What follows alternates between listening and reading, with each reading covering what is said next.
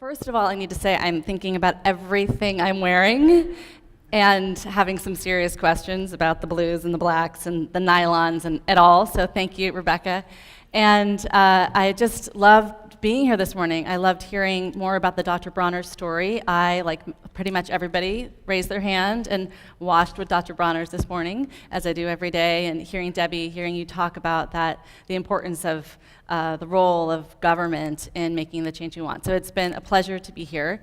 And as you heard in my introduction, my name is Anna Lappé, and I have spent the past 15, 16 years trying to help people understand the true costs of industrial agriculture on our health, on the environment, on climate, and also to help people understand the true benefits of sustainable agricultural systems, of agroecology, for our health, for climate, for the environment. But I wanted to just share a little bit more about, as I said, what it feels like to do this work, because I've been at it for a while and wanted to share some of my own experiences. So just a very little bit about my childhood. I grew up not that far from here in San Francisco, with, at the time, a very different city where a single mother could buy a house and raise her two kids in it. And I grew up in a very political family. My parents divorced when I was young, but both of them were really activists in their own ways. So my childhood was spent, instead of playing Monopoly as a board game as a child, we played these cooperative board games that were really popular in the 1970s. They would last for days and nobody ever won. It wasn't always so exciting. Instead of going on vacations to Disneyland, my mom would take us on research trips to Guatemala. And, so their politics infused my life. My mom was a writer and activist around food issues. My dad was a toxicologist and medical ethicist and worked on very many similar things to what Debbie works on. But to be honest, there was this part of me growing up, even among these totally amazing people who are my heroes to this day. There was still in the back of my mind the sort of three questions, and these are the ones I want to spend a few minutes talking about today, which is, no one really cares, you can't make a difference, and it's all pretty hopeless. So why do anything? So even though, I was, infused with this activism and these really political parents, I still felt like the dominant culture, those three messages were still plaguing me. And I remember when I went to college, those questions still, as I stepped up and took on more activist roles, those questions persisted. And even when I got to graduate school, I felt like those questions still persisted. And so I went to graduate school to study international affairs and politics and globalization. And I remember at the time, it was just the beginning of the movements to really question trade and the impact of global policies. It was the late 1990s.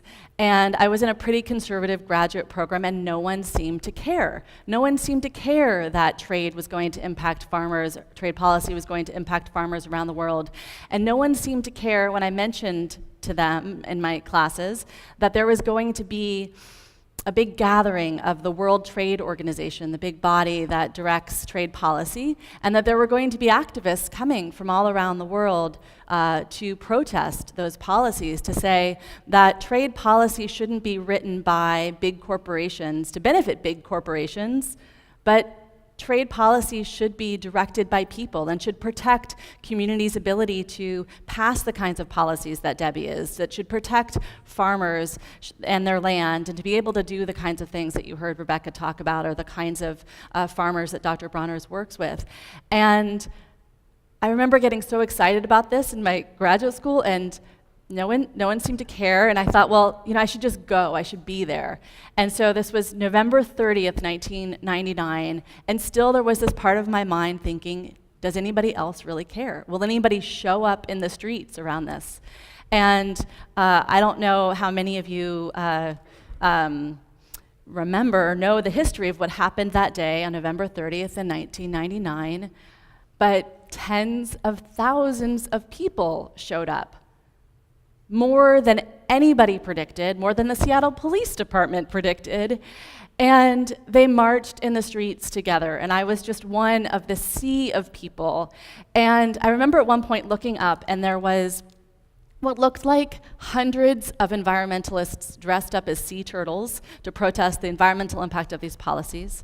There were further ahead of us, there were hundreds of farmers that were part of an international delegation. And then I noticed to my left, there was this huge group, I think they seemed like they were all men, truck driving union members that were part of the Teamsters, the union that represents truck drivers, wearing their union regalia. And to my right, I noticed this huge group of feminists, of women that were part of a radical lesbian group called the Lesbian Avengers.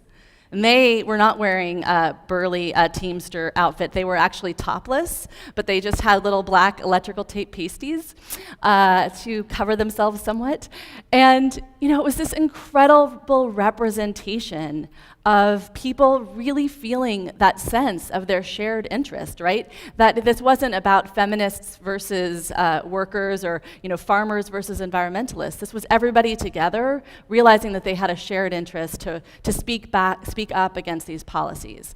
And I almost started laughing as I was like, why did I ever think that no one cared? Of course people care. You just have to find where those people are, and they happen to not be in my graduate school classes. And I had this moment standing there in the streets of Seattle of thinking about that sense of empathy, that when you say, do people care, truly what you're asking is, can people feel empathy? And sometimes we tend to think of empathy as just what you feel about your friend who's going through a hard time. But what we saw in the streets of Seattle was that sense of collective empathy, of all these people being able to not just be in the shoes of their friend, but be able to imagine, the experiences of some people they'd never met before, of it's that kind of empathy that we might have for, the forests we will never see, or the songbirds who are going to be protected by the work that Rebecca's doing that we'll never hear. And it was really that sense in the streets of an absolute understanding that there is this human innate ability to experience that collective empathy and, of course, express it in ways like marching in the streets. So I went back to graduate school, infused with, I felt like, the biggest weapon against that self-defeating mindset of no one cares, being able to picture myself in those streets of Seattle. Granted, when I had my little brown bag presentation about going to the WTO, and I thought, how can I get all my fellow students to care about this? Only 5 people showed up, but that's okay. Those 5 people really cared. But I went on from that experience to really be hungry for telling the stories of where people are expressing that collective empathy around the world, and hungry for stories to show that people are connecting the dots between food and agriculture and workers and women. And so from there, I went on to write my first book with my mother, Frances Moore Lappé, and we traveled all around the world to find these examples of really expressions of collective empathy. And we saw it everywhere we went. And I started kind of rethinking that, again, that negative mantra in my head that you can't make a difference. Because everywhere we went, we were covering social movements and environmental leaders who started their initiatives and started the work they did, not because they knew they were going to succeed or make a difference, but because they knew what they were doing was right. So to just give you one example, one of the places we went was Kenya, and we went to document a movement started by a woman named Wangari Maathai to deal with food insecurity and the spread of deserts in Kenya through a tree planting movement. And she started by planting 7 trees in 1977. And everyone told her she could never get women to plant trees, she could never mobilize a movement of people to start rethinking agriculture in Kenya. Her husband divorced her. She lost many friends in government, but she stood up for what she believed was right. And everyone said, what you're going to do is so marginal. By the time we got to Kenya, it was the early 2000s, and she had created a village network of women learning how to plant trees and be what she called barefoot foresters and plant organic gardens in their communities. She had created a network of 7,000 of these villages all across the country. And we became close friends with her and her family, and flash forward 2004, Wangari Maathai won the Nobel Peace Prize for her work. And so I thought, if I knew so intimately that story of Wangari Maathai, how could I ever believe that old mantra that you can't make a difference? right? I mean, again, Wangari in 1977, did she ever dream that she was going to win the Nobel Peace Prize? Did she start out because she thought, if I just plant 7 trees, I think in a couple decades I could win the Nobel Peace Prize? No, she did it because she knew that it was the right thing to do, and she had a vision for the kind of change she wanted to make. So the final self-defeating mantra, and I know I'm at time, but I'm going to tell it anyway, if that's okay. Okay. So the final self-defeating mantra is, that mantra that it's all hopeless. Yes, you're all well-meaning, we're all well-meaning, we're all trying to do such great work in the world, but it's all hopeless. I mean, think about the climate negotiations just happened. Yes, we're on this path toward, possibly absolute climate catastrophe. I just read the news this morning that despite all of the incredible work that myself and friends and colleagues have done in this country to promote healthy eating, do you know what % of Americans consume their recommended fruit servings every day? 12%. Do you know what % are consuming their recommended vegetables? 9%.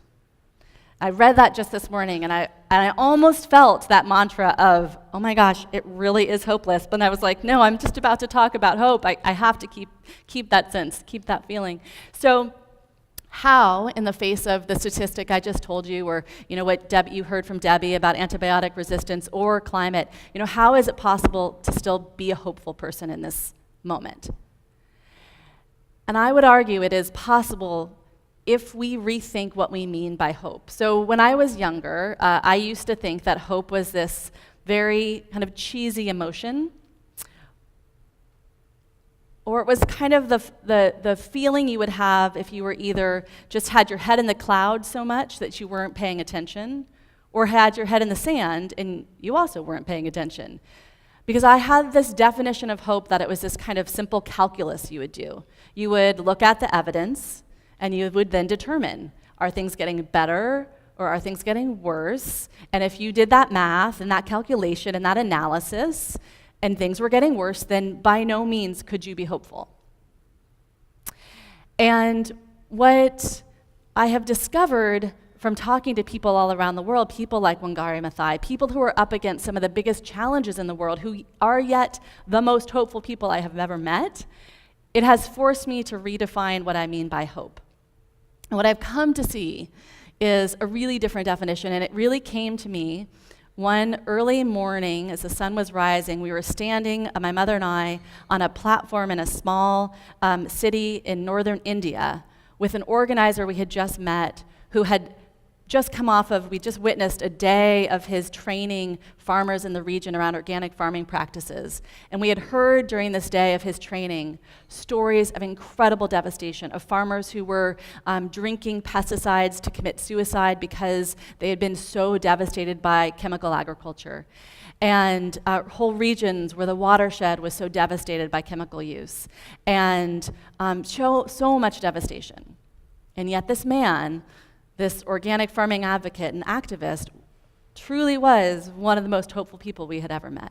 So we're standing on this subway platform, sun's coming up, and we turn to him and we just ask him, we say, how can you be hopeful? I mean, think about what we just heard, the devastation in your community. But we can tell you're really hopeful. Why and how? And he said, it's really simple. He said, I am hopeful because I am taking action. In that sense, that hope is more verb than noun, that you become hope in taking action. And it was just so clear to us at that moment that that is what we had seen all around the world, and that was the kind of life that I wanted to live. Not a life where I woke up every morning and read the horrible news and decided, well, today was another day to be really hopeless. I wanted to lead a life that felt like I was doing my part to try to take action and try to bring hope to life. So don't let anybody ever tell you that no one cares, because they do. And don't let anybody ever tell you that you can't make a difference, because absolutely you can. And don't let anybody tell you that it is hopeless, because as long as you're doing what you are doing, taking some action, no matter how small or how big, you are expressing that hope and spreading that hope in your community and all around the world. So thank you.